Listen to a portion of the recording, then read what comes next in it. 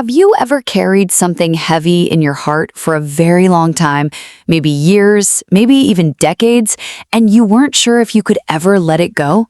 That's a feeling a lot of people understand. It's not easy to forgive someone who hurt you deeply, and sometimes the longer you wait, the harder it feels. Today, we're going to talk about forgiveness, not the kind you see in movies where everything is suddenly perfect again. The real kind, the slow, quiet kind that happens inside you over time. And while we talk about this important topic, we're also going to teach you some very natural English expressions, the kind that real adults use when they're having honest, emotional conversations. Before we begin, can I ask you something? Is there someone in your life you've found it difficult to forgive? You don't have to answer out loud. Just hold that thought as we talk today. And if you find this kind of conversation helpful, we'd love it if you stayed with us on this channel. There's a subscribe button somewhere nearby, and we'd be glad to have you here.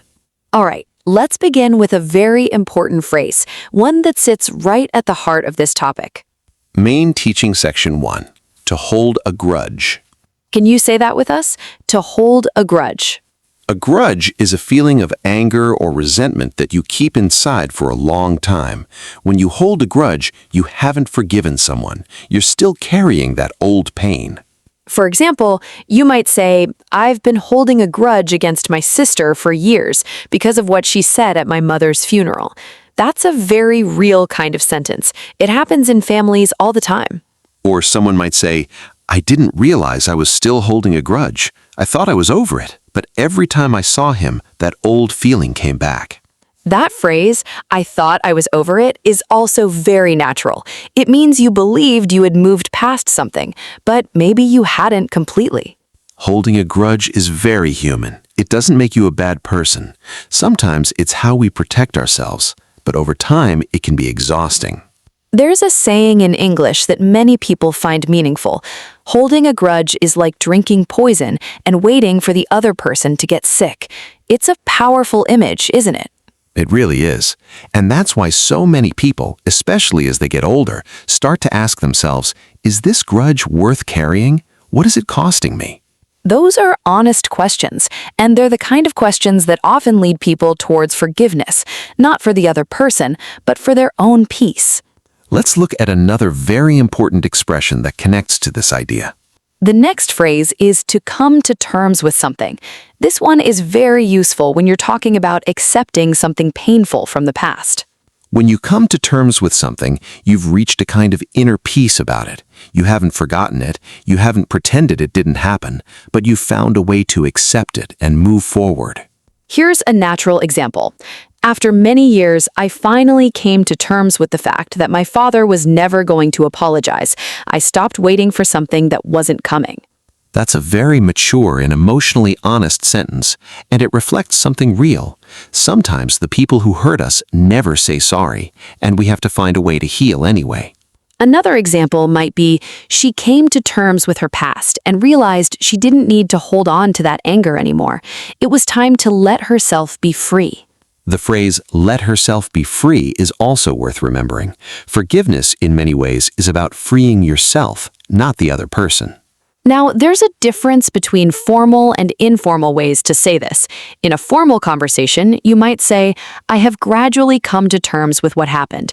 In an everyday conversation, you might say, I've made my peace with it. Make your peace with it. That's a beautiful expression. It suggests a quiet, personal decision. Not dramatic, not sudden, just a calm, private acceptance. Here are a couple of simple tips.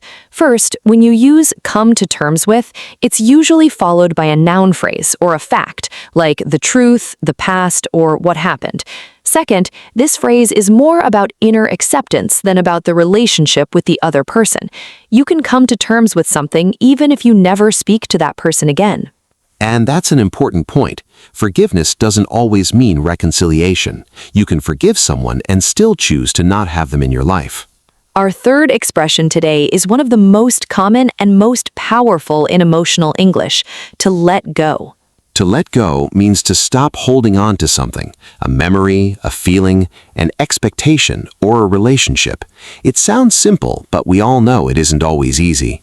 Here's a natural conversation you might hear between two old friends.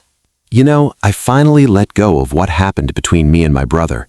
It took me a long time, but I just couldn't carry it anymore. I understand. Sometimes letting go isn't about them. It's about giving yourself permission to stop hurting. Did you hear that phrase? Giving yourself permission. That's a very emotionally intelligent way to talk about forgiveness. It acknowledges that sometimes we feel like we shouldn't forgive, like letting go would be a kind of betrayal, but it's not. You might also hear people say, "I'm still working on letting go." That's honest. It means the process isn't finished yet, and that's okay. Forgiveness can take time. The tone when we talk about letting go is usually calm and reflective. It's not a dramatic announcement. It's a quiet realization, like, I think I'm finally ready to let this go. Or even softer, "I've been thinking about it, and I've decided to stop letting this take up so much space in my heart." That sentence is gentle, personal, and very natural. As we get older, we often realize that life is too short to hold on to every old wound. That's wisdom, not weakness. Now let's talk about some common mistakes that English learners make when using these expressions.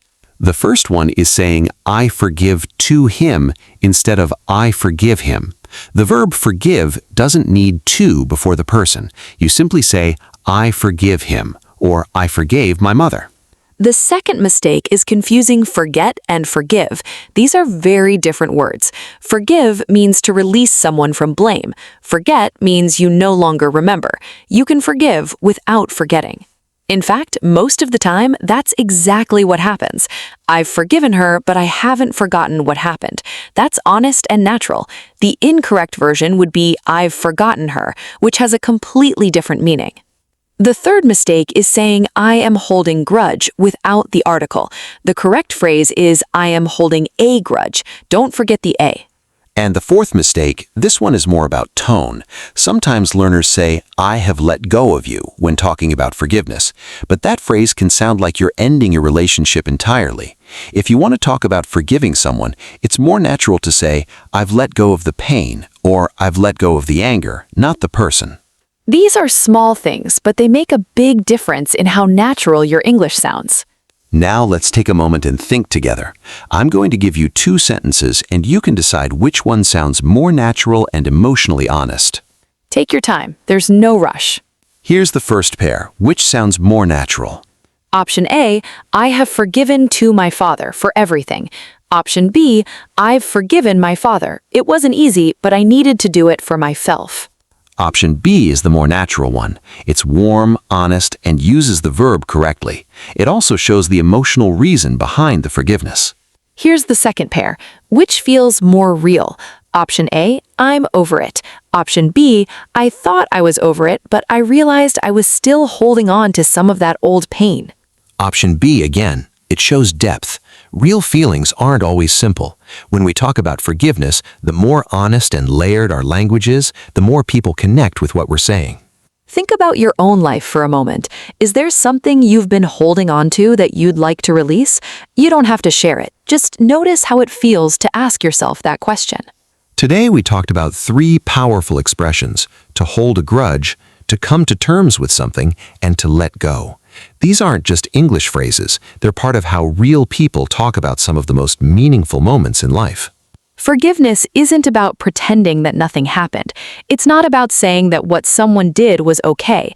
It's about choosing, over time, to stop letting that old pain define your days. And that's a very courageous thing to do. It takes strength, not weakness, to say, I'm ready to put this down.